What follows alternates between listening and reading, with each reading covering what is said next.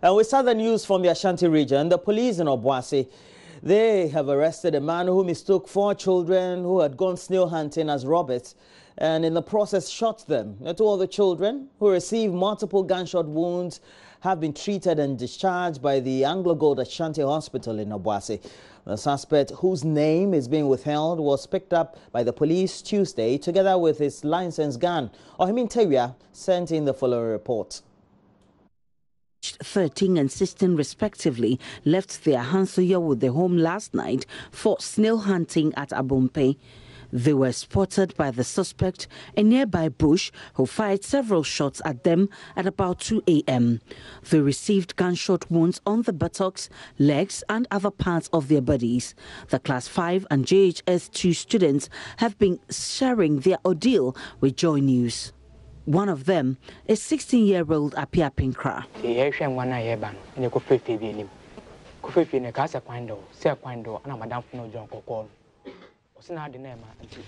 On our way back from snail hunting, we passed through a house thinking there was a way there, but someone shot at me on my leg and my brother as well. Thereafter, he started screaming thieves. So we had to run, leaving our bucket behind. But we are not thieves. Pinkra's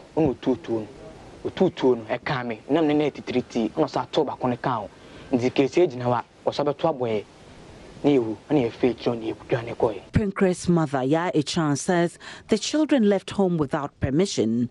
She has, however, debunked the suspect's claim the children were suspected armed robbers. 1:30 to 2. Used to be one plump in Tokyo. I mean, the brim. Now, so one year was in Mia. One year was in one and what ran you could this episode to Automwa. Now, say, I was yes. Someone knocked on my door around 2 a.m. whilst I was sleeping. And when I opened the door, I saw my neighbor screaming that my children have been shot by someone. I can say for a fact that my children are not thieves. He just wanted to kill them. Why didn't he report them to the police instead? 1.5. Me bag, me fan to baby, I'm the 2 a demo. I'm Panasu, a community more than me, Namidiato. Me be on family 1 city, we hear the cobam in Chema, Mamiska, Namidia. I can't pass a home. Then get you body, who come for crowns, I need right to send Nipa. Go back to put a two diabo when you could for the Chinima police station. Now let's descend to the capital, and in spite of opposition from the minority, Parliament Tuesday approved a $90 million loan facility from the Exim Bank of Korea for the establishment of the University of Environment and Sustainable Development at Bunso in the Eastern region.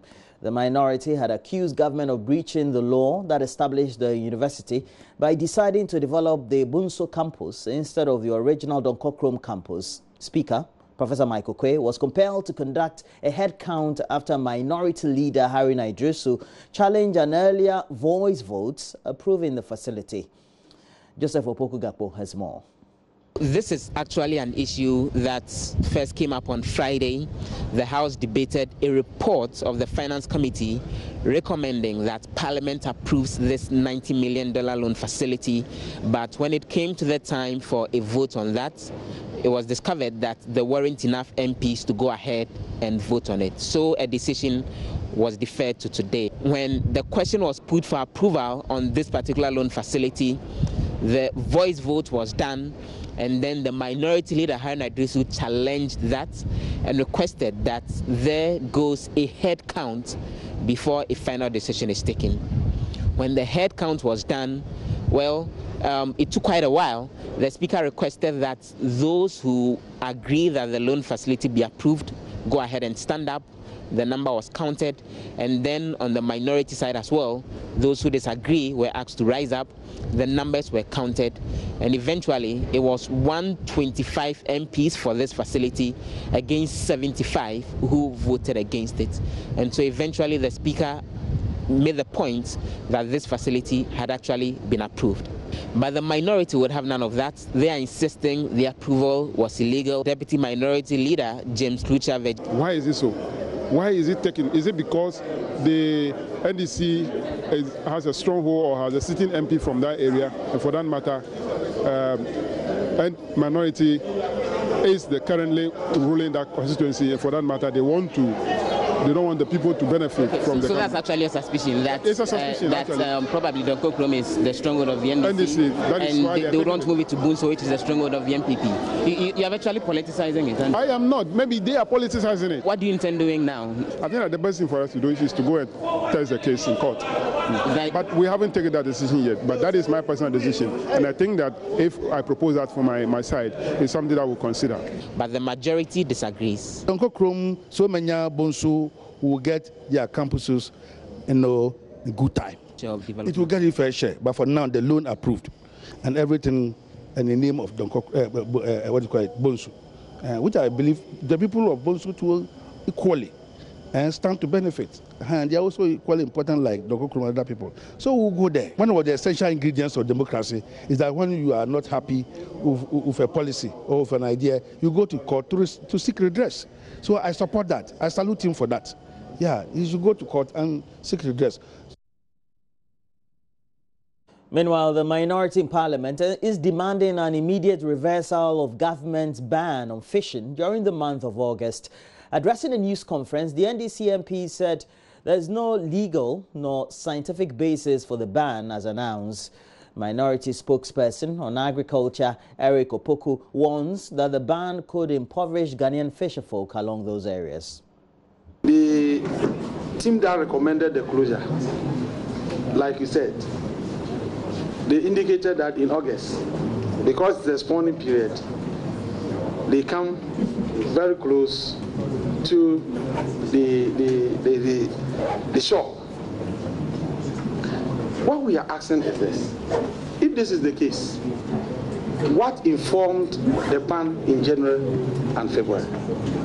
Because if it is established that spawning will take place only in August, was it necessary to play a ban on fishing in January and February 2018? But they did it.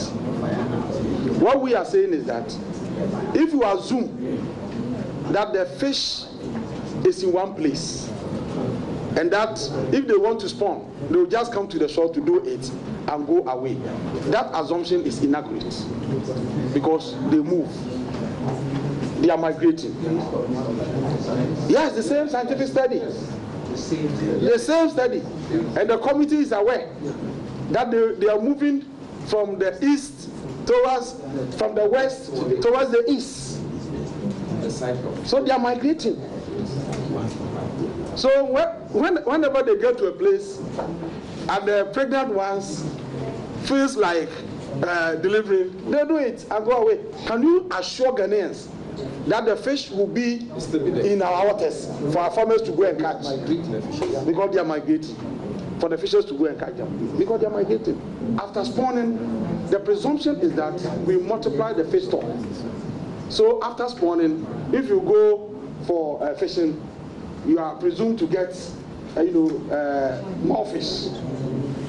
Now, during the period of spawning, the fishers get more fish. The period that they are describing as the period for spawning, they get more fish. And after that period, they don't get it. Well, that's it for the news, but before we go, the director of Live Link Tertiary Model UN Conference, Ernest Jima, is urging tertiary students to take up initiatives that provide lasting solutions to problems being faced by the world. Well, the conference, which seeks to inculcate passion into the youth to provide pragmatic solutions to societal problems, saw delegates lobby on behalf of their representative countries. Speaking to JoyNews, Dinah Mankwa, Mr. Jima disclosed that students who participate in the conference stand a chance of joining President Akufo-Addo to the United Nations General Assembly. The delegates played roles assigned to them as ambassadors of the United Nations at the mock session of this year's 7th Life Link Tertiary Model UN Conference, while debating on pertinent societal issues that affect the world. This year's session, which is expected to last 3 days, will touch on topics such as globalization, the use of nuclear weapons, and others. Director of the conference, Ernest Jima, encouraged the youth to be involved in diplomatic exercises to enhance themselves to reap the benefits they present. The objective of the Model United Nations is to inculcate the culture of diplomacy in our coming generation and to teach them the experiences that require them so that they can be global citizens. So the main idea is that they are going to role play as ambassadors of the United Nations. That by the time they do the role play, these individuals would have learned basic communication skills such as public speaking, speech writing, researching, critical thinking, and the final thing is a role play.